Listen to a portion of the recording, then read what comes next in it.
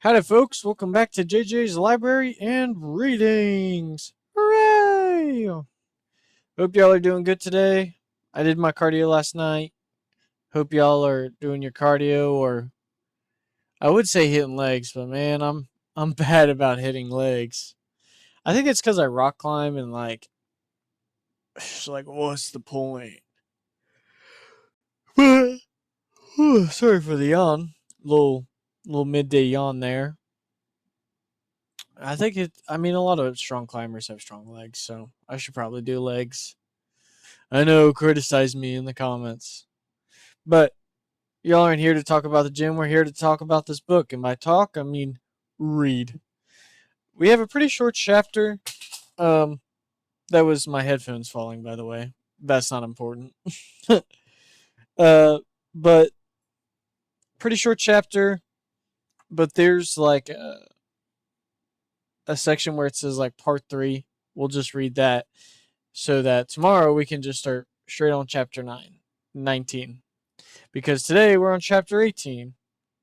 So I suggest let's start. I hope you're comfortable in bed or the couch, or maybe you're on lunch break trying to eat a sandwich and, just wanting to listen. I don't know what all of y'all have going on in your lives, but I hope you're happy with it. So, back with Between Two Fires, chapter 18 of the War Drawing Near. The wind picked up, now rushing north, then turning hard south, as though something massive were sucking air in and blowing it out again. Thomas and the priest looked at one another, the sound of the rustling leaves thick around them, and the sky seeming to glow faintly green, through the sun as well as down. The glowing coals of the fire went out entirely. The girl, Thomas said. The priest licked his lips and looked at the sky. The tar black cloud of sorts bled up from Oxeer, tapered from the ground like a snake's tail spinning. He had heard of such a thing before. A sailor had told him of spouts that came down from the clouds and played on the face of the sea. But this one did not dip from the clouds. It rose from the ground and spread, making clouds where there had been none, blackening the faint green of the sky like ink polluting water. The tapered cloud, spinning ever fast, swayed now like a seductress at her dance, kicking up debris at its base. The two men thought they heard the sound of screaming, but it was impossible to tell if it was coming from Oxyr or the awful wind, which blew harder now, sucking in, blowing out. Mary, Mother of God, the priest said, wiping his lips with the back of his hand. We have to find her, Thomas said, pulling the priest into the cart, but neither one of them could make the mule move, so they went on foot. At something between a walk and a run, Thomas still limping on his hurt leg. Now the ground shook, as though something impossibly heavy had fallen. One corner of a stone farmhouse to their right collapsed, and the wind blew harder yet, slowing the men to the speed of a steep uphill walk. Stinging twigs and other small missiles pelted them, and then a branch tumbled from the sky, catching the priest on the crown of his head, knocking him down. Thomas took his hand and yanked him up. They trudged on, coming to a higher place at the road. Shielding their face with their arms as best they could, they saw what a second spinning cloud had joined the first, both of them tearing trees from the ground and sucking them upward. A man's shout rose from a farmhouse nearby, and the men saw why. The two clouds had broken contact with the ground. They tapered bottoms became tails, and their thicker tops seemed to become wings. Some of the clouds grew two black wings, and the others grew six that seemed to fold in one another. Searuff, good sweet lord of fallen Searuff. And just like that, both of them bled themselves up into the larger cloud that now covered most of the sky. The exhausted priest stopped running and fell to his knees. God, God, God, where are you? The priest yelled. Here, Thomas said, but the priest was looking at the sky. Where are you? The priest screamed again, gnashing his teeth. Thomas yanked him up, but he pulled away, shaking his head. Finally, he collapsed against a tree and wrapped his arms around it, refusing to move further. Thomas lifted him and trudged up on Oxeer, where the bells of the cathedral were ringing with great urgency. The cloud had become a proper thunderhead now, its tops chaining with jags of lightning. Everything about the sky was wrong. It was the sky of revelation. The ground shook again harder than before, raising a chorus of shouts from the town. The bells stopped ringing. Thomas stopped now, walking now, tra- transfixed by the spectacle taking place in the sky, and then he saw it, a great blackness against the sky. It circled twice, then stopped. How unlike a bird it was, though it had wings, or at least exploit itself with them. No bird could just hang in the sky with a still image of itself. It peered down into the fields, its face almost feline, but wrong. Its black teeth in a sickly, glowing mouth, it roared, and its roar was familiar. That lion's roar and grotesque. An angel of wrath, a lion tearing an old man in an arena. It saw something that interested it, a great black limb. Now an arm, now a sort of paw reached down impossibly far and picked something up. A girl. Christ, no, no, no, not her. But it was not her. This girl was older and wore a black dress. Though her hair was the same length and color, she hung limply, a doll size. The lion devil's two eyes regarded her, and then it huffed in disappointment, bit the legs from her, and flung her so she spun end over into the greenish night. It was closer now. A great stink came from down the sky, at once sour and burned. Still it looked down in the fields, pulling the roofs from houses, knocking carts over to beneath them.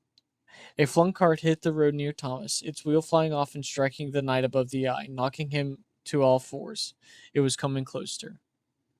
It searched the road, the field. Thomas crawled into a gully and pulled branches over himself, but it was not looking for him. It wanted Delphine. Pure Matthew hugged his tree and shuddered, too afraid to move again, and too angry that God had abandoned them to these horrors. Where are you? Where are you? He said at intervals, but it was not until the wind calmed down that he heard a voice above. Here, it said. It was small and scared. Delphine. She was up at a tree. Of course. She had run to the same old strong oak that had attracted him. With her to protect, some small strength came back to him. He let go of the trunk and reached up to her. Come down, he said. No, you come up. I'm old. I can't climb a tree. If you don't, I think he will find you. Who? The fallen angel. The bad one. It's coming. Pure Matthew Hannicott climbed the tree.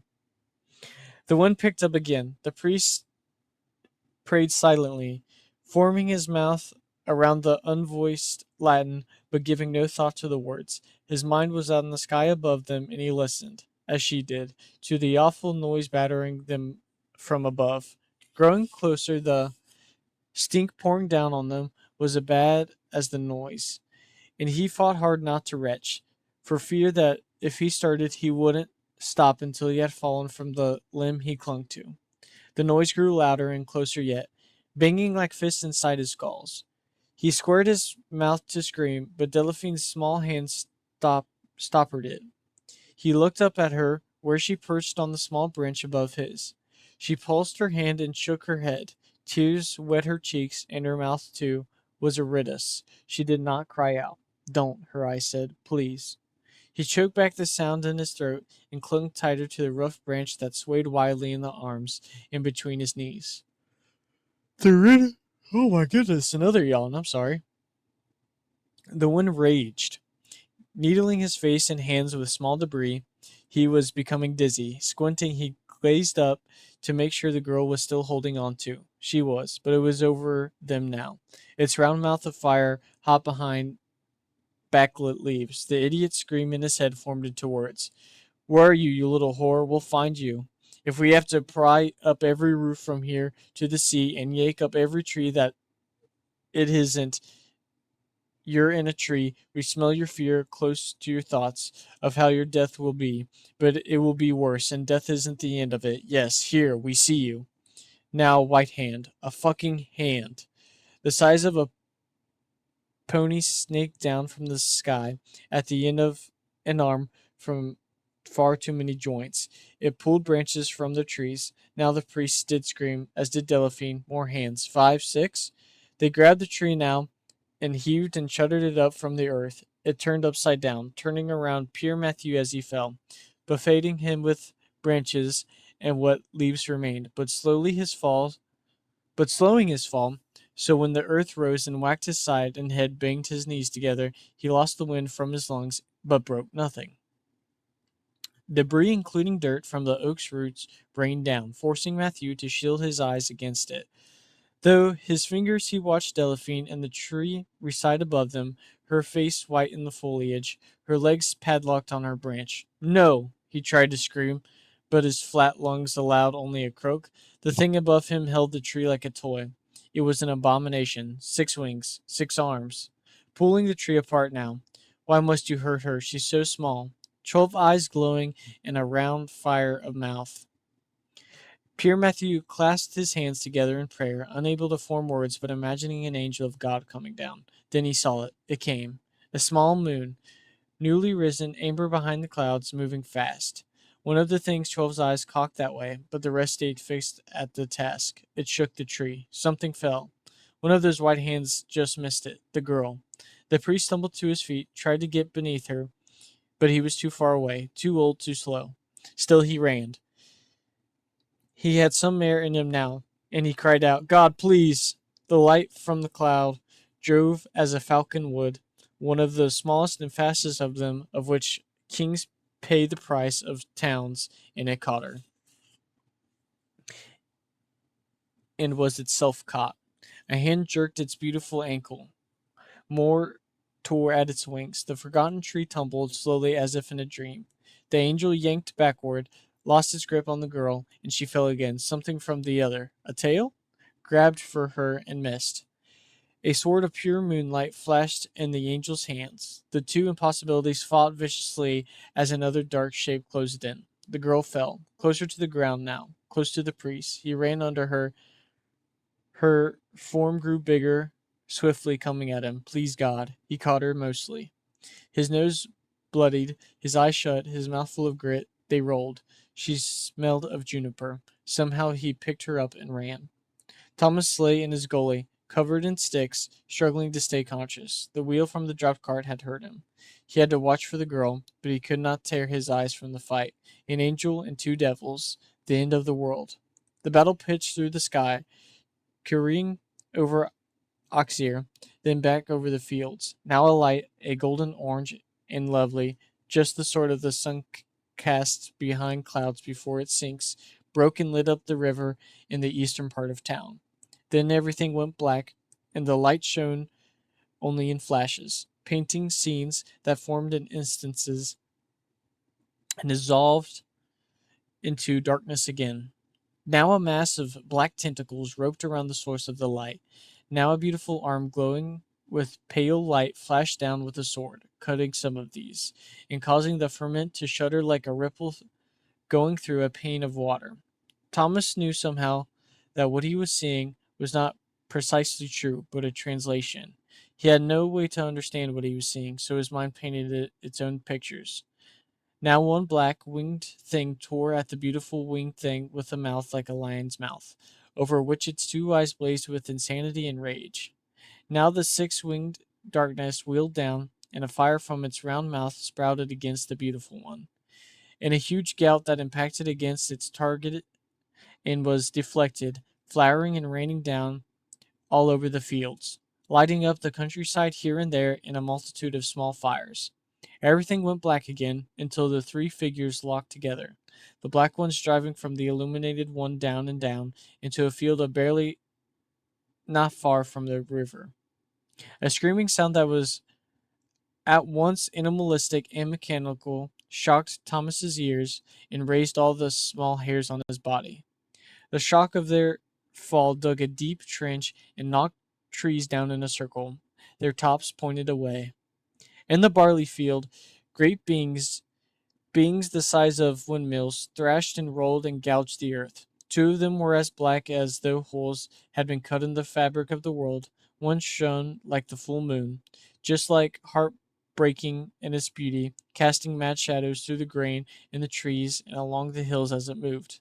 Now its light grew fainter as the 6 winged one pinned it down and smothered it. Thomas stood up to see the 2 winged one rise up, filling the air with a lion's roar that was once tortured and triumphant. In Its great arms whipped down and thrust a spear at the source of the light, which sputtered and quit. The ground shuddered so hard that Thomas was knocked from his feet. At just that moment, every bird in the forest and fields cried out in a great cacophony, even those that sing only by day, so loud and crazed that even drowned out the roaring wind. Thomas realized that he was shouting, but not even realizing it, he just couldn't stop. A warm rain began to fall, but what fell was thicker than water, smearing at the knight's face even into his mouth, affronting it with the coppery, salty taste of blood. He covered his eyes with his hands and curled his knees up to his chin, still shouting hoarsely at the edge of his sanity. He passed from consciousness and mercifully dreamed nothing. Now we're on that part 3 page I was talking about earlier. For they had been so long alone in the lower depths, the fallen had made their own kingdom there and declared themselves lords of that place. From the first days of their captivity, they had ignited false stars on the roof of hell to make a mockery of what was above. They had dug dead rivers and gouged seas that smoked and blistered. They had raised cruel hills that had set forests of iron beneath an igneous moon. This allowed them in their exile, but one thing was forbidden. To engender life had been reserved unto the Lord of hosts, and the numbers of the alchemy of life had been hidden from angels. Yet, on the eve of the new war, the fallen under Lucifer had set their hands to the task of creation and tried to bring forth fresh invention. But so far below, the Lord were they that they could not quicken any new thing, but only the dead, and they wedded dead flesh together with the soul of the damned, and made both alive again. They took the fishes of the sea and river, and the creatures of the mountain and woods, and corrupted them, made them monstrous in size and quick to do harm. Because none of these could propagate, save by killing, the devils set their hands to each one, working in secret until they made an arsenal of unclean flesh against the day they might release their bestiary into the world of men. That day had come. The vaults of the seas opened in the dark that was blacker than ink, and the devil's children sneaked up into the river that veined between the cities of men, and the vaults of the mountains opened. Hideous things walked down the roads that bound the towns to one another, and great was the suffering of the seed of Adam. And the Lord made no answer. And still in the war, and heaven persisted, and neither could the wicked angels break through, nor those of God drive them down. So one of the fallen, whose name was Baalzebuth, said, "Let us wear their greatest men like skins, and when they speak, they will speak our words. They will speak of wars and purgings and dashings of the babe's head. We will turn their understanding so that they make their Christ a god of war, and we will cause them to set naves to the seas and armies under the moon, with generals whose eyes glow like brands. And we will stir Mamluk and Christian alike to madness by their own deeds, and by our own hands will we hasten the death of men." And great was the noise of flies around them as he walked the earth. And Raum walked with him with his 12 eyes blazing, and Bethlegor shook off his mane and walked in armor, received to the tables of wrathful men who knew him not. And the damned who had deceived men as false prophets rose again and again lied, and the Lord made no answer. That was a cool but short chapter. I kind of like how involving of devils and angels it is. I didn't realize that's what this book is about. I honestly thought it was like not like historically true, but I thought it was going to be like realistic, but I don't know. I think this is better, and I hope you all are enjoying as well. I think there's nothing to do but to say goodnight. So, good morning, good evening, good night. I'll see y'all tomorrow, as always.